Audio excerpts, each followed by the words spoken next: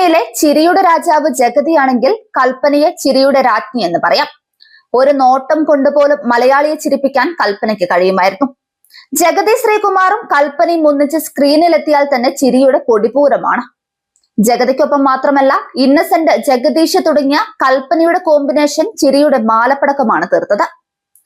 Doctor പശുപതിയിലെ UDC എന്ന കഥാപാത്രം ആദ്യാവസാനം വരെ ചിരി പടർത്തിയ ചിത്രമാണ്.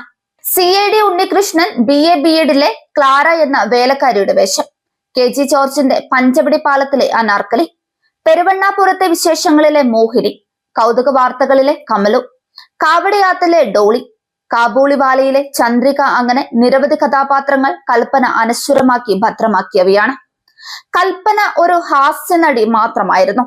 അല്ല എന്ന ഉത്തരം തെളിയിക്കുന്നതിന് അധികം ഉദാഹരണങ്ങളില്ലെങ്കിലും അത്തരത്തിൽ തനിക്ക് കിട്ടിയ കഥാപാത്രങ്ങളെയെല്ലാം പകരക്കാരെ ചിന്തിക്കാനാകാത്ത വിധം അവർ മനോഹരമാക്കി. മരണത്തിന് മുമ്പുള്ള ഒരു ചെറിയ ഘട്ടത്തിലായിരുന്നു ഇത്തരം വേഷങ്ങളിൽ പലതും തേടിയെത്തിയതെങ്കിലും ഹാസ്യവേഷങ്ങളിലെ ആവർത്തനങ്ങളെ കുടഞ്ഞെറിഞ്ഞ തന്റെ പ്രതിഭയുടെ ആഴം അടയാളപ്പെടുത്തുകയായിരുന്നു ആ സിനിമകളിലൊക്കെ അവർ. 2002 കണ്ണകിയിലെ കനകമ്മ എന്ന കഥാപാത്രം ഇത്തരം വേഷങ്ങളിലേക്കുള്ള കൽപ്പനയുടെ നല്ല തുടക്കമായി പരിഗണിക്കാം.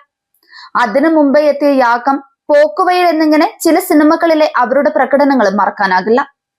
ഹാസ്യത്തിന്റെ യാതൊരു ഭാവങ്ങളും തെളിയാത്ത പ്രകടനമായിരുന്നു കണ്ണകിയിലെ കനകമ്മ.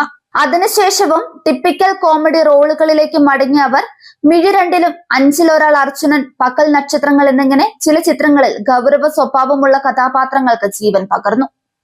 2009 കേരള കഫയിലെ ബ്രിഡ്ജ് കൽപ്പനയുടെ അഭിനയ ജീവിതത്തിൽ വലിയ മാറ്റമുണ്ടാക്കി. സലിം കുമാർ അവതരിപ്പിച്ച മണികണ്ഠൻ എന്ന കഥാപാത്രത്തിന്റെ ഭാര്യയായി കൽപ്പനയുടെ പ്രകടനം ഏറെ ശ്രദ്ധേയമായി.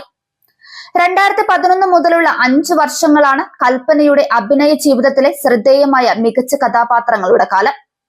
സാൾട്ട് ആൻഡ് പെപ്പറിലെ മേരി, ഏഴാം സൂര്യനിലെ നളിനി, സ്പിരിറ്റിലെ പങ്കജം, മികച്ച രണ്ടാമത്തെ നടിക്കുള്ള ദേശീയ പുരസ്കാരം നേടിക്കൊടുത്ത തനിച്ചല്ല ഞാനിലെ റസിയ ബീവി, ABCDയിലെ മറിയാമ്മ, ബാംഗ്ലൂർ ഡേയ്സിലെ അമ്മ, ദി ഡോൾഫിൻസിലെ കൊച്ചുവാവ, ചാർലിയിലെ ക്യൂൻ മേരി.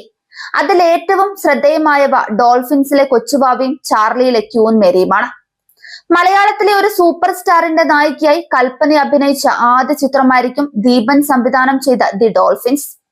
ചിത്രത്തിൽ സുരേഷ് ഗോപി അവതരിപ്പിച്ച പനയമുട്ടം സുര എന്ന അബ്കാരിയുടെ ഭാര്യ കൊച്ചുവാവിയായി കൽപ്പന പ്രേക്ഷകരെ തൊട്ടു.